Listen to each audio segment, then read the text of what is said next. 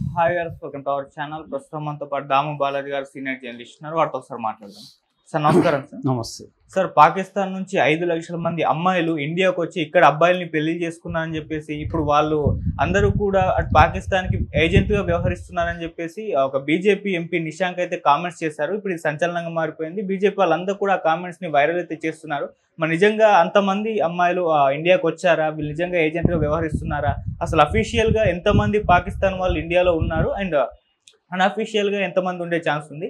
మరి వీళ్ళని ఏ విధంగా చూడొచ్చు అంటారు సార్? పాకిస్తానీలు ఇండియాలో ఉండే పాకిస్తానీల్ని తాత్కాలిక వీసాలు కానీ లేకపోతే సార్క్ వీసాలు ఇవన్నీ ఉన్న వాళ్ళని వెళ్ళిపోమని డెడ్ లైన్ పెట్టారు. చాలామంది వెళ్ళిపోయారు. దాదాపు 1000 మంది వరకు అక్కడ మనకి అటారీ బార్డర్లో నుంచి వెళ్ళిపోయారనేది చెప్తున్నారు. అయితే ఇప్పుడు బీజేపీ ఎంపీ ఒక బాంబు పేల్చాడు. అదేంటంటే ఆ ఎంపీ ఎవరంటే నిషికాంత్ దుబే ఆయన పేరు. ఆ నిషికాంత్ దుబే అనే బీజేపీ ఎంపీ ఒక బాంబు పేల్చాడు. అది ఏంటంటే 5 లక్షల మంది పాకిస్తానీ మహిళలు లేదా అమ్మాయిలు ఇక్కడికి ఇండియాలో వచ్చేసి ఆల్రెడీ పెళ్ళిళ్ళు చేసుకునేశారు. సో వాళ్ళు ఇది అతిపెద్ద టెర్రరిజంగా మనం చెప్పచ్చు. ఇది Pakistani new face of terrorism, అంటే కొత్త రకమైన టెర్రరిజాన్ని పాకిస్తాన్ ఇంట్రడ్యూస్ చేస్తుంది ఇండియాలో. సో ఈ 5,000 అమ్మాయిలు పెళ్ళిళ్ళు చేసుకొని వీళ్ళు టెర్రరిస్ట్ ఏజెంట్లుగా పనిచేస్తారు. ఇప్పుడు యుద్ధం టైంలో వీళ్ళందరూ కూడా ఆల్రెడీ ఇక్కడ నెట్వర్క్స్ని వాళ్ళు బిల్డప్ చేశారు. వాళ్ళ వల్ల మనకి చాలా డేంజర్ ఉంది. ఇది అతిపెద్ద సెక్యూరిటీ ప్రాబ్లంగా మారుతుంది అనేది ఆయన అనౌన్స్ చేశాడు. సో దాని తర్వాత ఆయన ఇంకొక విషయాన్ని కూడా చెప్పాడు. అదేంటంటే పాకిస్తాన్ 3 ముక్కలుగా విడిపోతుంది. దీనికి ప్రధాన కారణం మోడీ పాకిస్తాన్ని 3 ముక్కలుగా విడగొట్టబోతున్నాడు. ఒకటి బలూచిస్తాను, రెండోది పఖ్తూనిస్తాను, మూడవది పంజాబ్, పాకిస్తాన్లో ఉండే పంజాబ్. సో 3 రాష్ట్రాలకు విడిపోతుంది. పాకిస్తాన్ ఆక్యుపైడ్ కాశ్మీర్, పాకిస్తాన్ ఆక్రమిత కాశ్మీర్ను కూడా మనం స్వాధీనం చేసుకోబోతున్నాం అనేది కూడా ఆయన మాట్లాడారు. దీన్ని అందుకొని బీజేపీ వాళ్ళంతా కూడా చాలామంది 5 లక్షల మంది అమ్మాయిలు ఉన్నారని ఒక వార్తని స్ప్రెడ్ చేస్తున్నారు. సరే, దీన్ని అసలు ఈ వార్తలు నిజమెంత ఏంటి అనేది చూసేటప్పుడు గవర్నమెంట్ లెక్కల ప్రకారం అసలు పాకిస్తాన్ నుంచి ఇండియాకి ఎప్పుడెప్పుడు ఎంతమంది వచ్చారు అనేది మనం బ్రీఫ్గా చెప్పుకుంటే మొత్తం 2011 సెన్సస్సే మనకి లేటెస్ట్. ఇప్పుడు కొత్తగా మళ్ళీ సెన్సస్ చేయబోతున్నారు. జనాభా లెక్కలు అనేది 2011లో చేశారు, మళ్ళీ చేయలేదు. మనకి 2021లో చేద్దాం అనుకున్నారు. అప్పుడు కరోనా రావడంతో దాగిపోయింది. ఇప్పుడు జనాభా లెక్కలు దాంతోపాటు కుల గణన కూడా దేశవ్యాప్తంగా మోడీ చేయబోతున్నాడు. అయితే 2011 లెక్కల ప్రకారం మన దేశంలో మొత్తం ఫారినర్స్ సంఖ్య, విదేశీయులు మన దేశంలో మొత్తంగా 2011 నాటికి 55 లక్షల మంది ఉన్నారు. అందులో పాకిస్తానీ వాళ్ళు, అంటే పాకిస్తాన్ లాస్ట్ రెసిడెన్స్ అని రాసిన వాళ్ళు 7 లక్షల మంది ఉన్నారు. అంటే టోటల్ ఫారినర్స్లో పాకిస్తానీ వాళ్ళ సంఖ్య 12.7% అనమాట, ఇప్పటికీ 2011 నాటికి. అయితే ఈ 7 లక్షల మందిలో ఎప్పుడెప్పుడు వచ్చారని చెప్పడానికి ఒక డెడ్ లైన్ పెట్టారు. 1991కు ముందు వచ్చిన వాళ్ళు మ్యాక్సిమం వచ్చేసిందంతా కూడా 79% ఈ 7 lakhsలో, అంటే దాదాపు 5,60,70,000 మంది ముందు వచ్చేసారు. తర్వాత వచ్చిన వాళ్ళు చాలా తక్కువ, కొన్ని వేలల్లో మాత్రమే 91 తర్వాత వచ్చారు.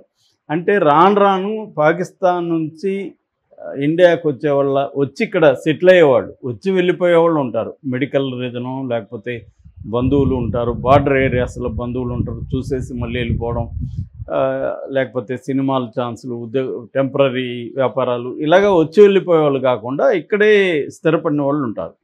మనకి మామూలుగా సిటిజన్షిప్ యాక్ట్ 1955 యాక్ట్ ప్రకారం ఒక విదేశీ వాళ్ళు వచ్చి ఇక్కడ ఉండాలంటే 7 ఏళ్ళు రెసిడెన్స్ ఇక్కడ ఉంటే వాళ్ళకి సిటిజన్షిప్ యాక్ట్ ఇస్తారు. ఫర్ ఎగ్జాంపుల్, పాకిస్తాన్ అమ్మాయి ఇక్కడ ఒక ఇండియన్ అబ్బాయిని పెళ్లి చేసుకుంది.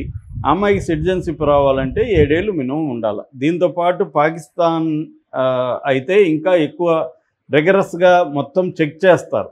వీళ్ళ బ్యాక్గ్రౌండ్ ఏంటి, వీళ్ళు ఎందుకు వచ్చారు ఏంటి అన్నీ సాటిస్ఫై అయితేనే వాళ్ళకి సిటిజన్షిప్ ఇస్తారు తప్ప పెళ్లి చేసుకున్నంత మాత్రాన వాళ్ళకి సిటిజన్షిప్ ఇవ్వరు. చాలా రిగరస్గా ఉంటుంది.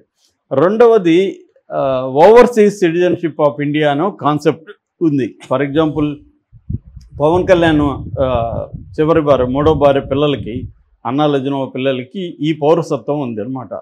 ఓవర్సీస్ పౌరసత్వం అంటారు దీన్ని. ఓవర్సీస్ పౌరసత్వం అంటే పేరెంట్స్లో ఎవరో ఒకరు ఇండియా వాళ్ళు అయింది, పిల్లలు బయట ఉంటే వాళ్ళకి ఇటువంటి పౌరసత్వం ఇస్తారనమాట.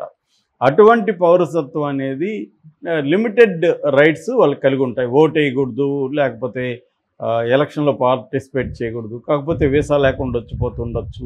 ఇట్లాంటివి కొన్ని పాజిటివ్ అంటే వాళ్ళకు ఉపయోగపడేవి కొన్ని ఉన్నాయి, కొన్ని వాళ్ళకి హక్కులు కూడా తక్కువ ఉన్నాయి.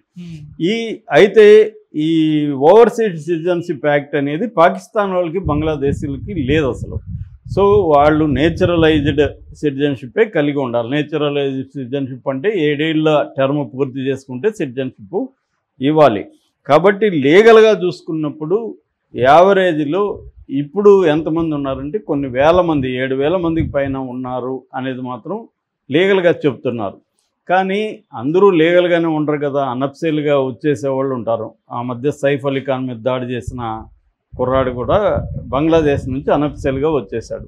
అలా అనఫ్సీల్గా వచ్చేసిన వాళ్ళు ఎంతమంది ఉంటారనే దానికి కరెక్ట్గా ఎవరు చెప్పలేకపోతున్నారు. అంటే మన వికీపీడియా లేకపోతే ఇండియా టుడే ఇలాంటి వాళ్ళు చూసిన ప్రకారం అయితే 15,000 నుంచి 50,000 వరకు పాకిస్తాన్ వాళ్ళు అనఫ్సీల్గా ఇండియాకు వచ్చి ఉంటున్నారు అనేది లెక్కలు చెప్తున్నాయి. అఫ్సీల్ లెక్కలు లేవు, ఇవన్నీ అనఫ్సీల్ లెక్కలు చెప్తున్నాయి.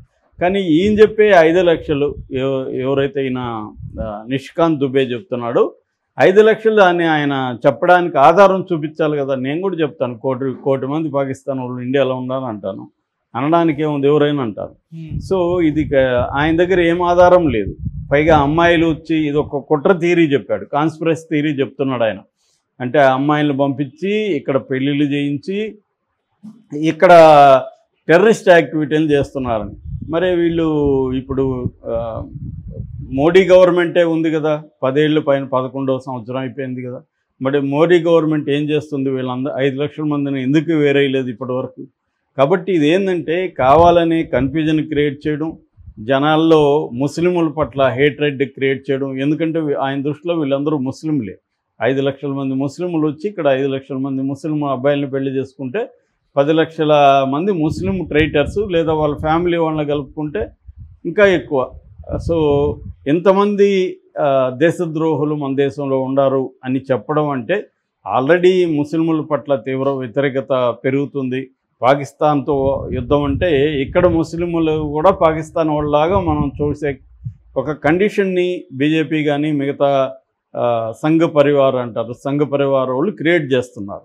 మనం పోస్టులు కానీ అవన్నీ చూస్తే ఈ నేపథ్యంలో ఒక సాక్షాత్తు ఎంపీ ఇటువంటి ఒక బేస్లెస్ అలిగేషన్ చేయడం అనేది అత్యంత దుర్మార్గం. రెండవది, ఈయన చెప్తున్నట్టుగా పాకిస్తాన్ 3 భాగాలు విడిపోవడం అనేది జరగదు.